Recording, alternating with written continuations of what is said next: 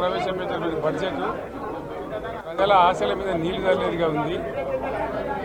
ఏ ఒక్క వర్గానికి కూడా ఒక స్పష్టమైన హామీ లేదు. రాష్ట్ర రైతులను పొగుడుతున్నట్టుగానే పొగుడుతూ వెన్నుపోటు పొడిచింది ఈ ప్రభుత్వం. ఖచ్చితంగా స్పష్టంగా వాళ్ళ వైఖరి చెప్పినారు. గతంలో ఇచ్చిన మాదిరిగా కాకుండా రైతు బంధులో రైతు భరోసా పేరిట పథకంలో అనేక ఆంక్షలు పెట్టబోతున్నట్టుగా ప్రత్యక్షంగా చెప్పి రైతులకు ఆల్రెడీ మోసం చేశారు. బడ్జెట్లో వాళ్ళ నైజాం కూడా స్పష్టంగా బయటపడింది. గత ప్రభుత్వం అన్ని రాష్ట్రంలోని అన్ని వర్గాల సంక్షేమాన్ని వాళ్ళ ఆర్థికాభివృద్ధిని కాంక్షించి అనేక పథకాలు ప్రవేశపెట్టడం జరిగింది. ఒక్క పథకం మీద కూడా ఇప్పుడు స్పష్టత లేదు. ఫర్ ఎగ్జాంపుల్ యాదవుల కోసం ఉన్నటువంటి వాళ్ళ అభివృద్ధి కోసం పెట్టినటువంటి గొర్రెల పెంపకం పథకాన్ని టోటల్గా మూసివేసినట్టుగా మనకు అర్థమవుతా ఉంది.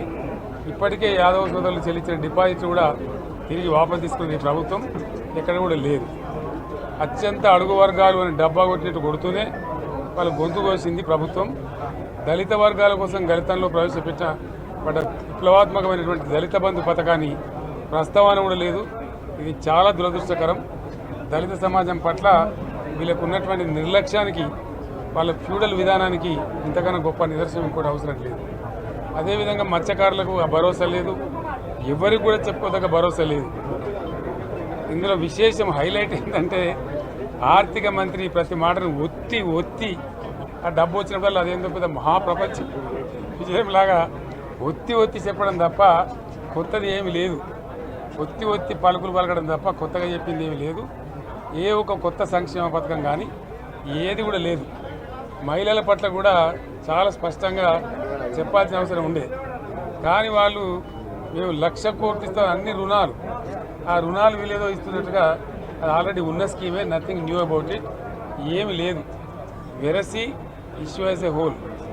దురదృష్టం ఏంటంటే, చాలా బ్యాడ్ లక్ ఏంటంటే, మేము కూడా ప్రభుత్వం ఏర్పడిన తర్వాత కనీసం ఒక 6 మాసాల సమయం వాళ్ళకి ఇవ్వాలని మేము అనుకున్నాం. నేను కూడా శాసనసభకు దగ్గర రాలేదు. కానీ ఈరోజు బడ్జెట్ చూస్తే ఏ ఒక్క పాలసీ ఫార్ములేషన్ జరగలేదు. రాష్ట్రానికి సంబంధించినటువంటి ఏ ఒక్క విషయంలో కూడా ఈ అర్బక ప్రభుత్వం ఇప్పటి వరకు పాలసీ ఫార్ములేషనే చేసినట్టుగా కనపడతలేదు. వ్యవసాయం ఉంది, మాకు స్పష్టమైన అవగాహన ఉండే ఈ రాష్ట్రంలో వ్యవసాయ స్థిరీకరణ జరగాలని మేము 2 పంటలు కూడా ఇచ్చినాం రైతు బంధు. ఇప్పుడు వీళ్ళు ఎగ్గొడతామని చెప్తా ఉన్నారు. మేమేదో రైతులకు ఇచ్చిన డబ్బును దాన్ని పాడు చేసినాము, చెడగొట్టినాము, దుర్వినియోగం చేసామన్న పద్ధతిలో దురదృష్టకరమైన వ్యాఖ్యలు చేస్తూ ఉన్నారు. అంటే ఇది పూర్తిగా రైతు శత్రు ప్రభుత్వం అనేది తెలుస్తూ ఉంది. ధాన్యం కొనుగోలు చేయలేదు, విద్యుత్ సరఫరా చేయడం లేదు, నీళ్లు సరఫరా చేయడం లేదు, చాలా ఇబ్బందులు పెడతా ఉన్నారు. ఇంకా రైతు భరోసా, రైతు బంధు గురించి ఇంకా ప్రస్తావనే లేదు. ఎప్పుడేస్తారని మా ఎమ్మెల్యేలు అరిస్తే కూడా కనీసం సమాధానం చెప్తలేరు. కాబట్టి రైతులను వంచింది ప్రభుత్వం, వృత్తి కార్మికులను వంచింది. ఒక్క పాలసీ, ఇండస్ట్రియల్ పాలసీ ఏమి లేదు. బట్టి గ్యాస్ ట్రాష్ పంచరంగ ఈస్మాన్ కలర్ లాగా చెప్పడం తప్ప, స్టోరీ టెల్లింగ్ లాగా ఉన్నది తప్ప బడ్జెట్ చెప్పినట్టు లేదు. రాష్ట్రంలో వ్యవసాయ పాలసీ ఏమిటి, పారిశ్రామిక పాలసీ ఏమిటి, ఐటీ పాలసీ ఏమిటి, ఇంకా ఇతర అనేక పాలసీలు, పేద వర్గాలకు సంబంధించిన పాలసీ ఏమిటి అనే దాని మీద ఏ ఒక్క దాని మీద కూడా గ్యాసు ట్రాషే తప్ప, చిల్లర మల్లర ప్లాట్ఫామ్ స్పీచ్ లాగా ఉంది తప్ప అది బడ్జెట్ ప్రసంగం లాగా లేదు.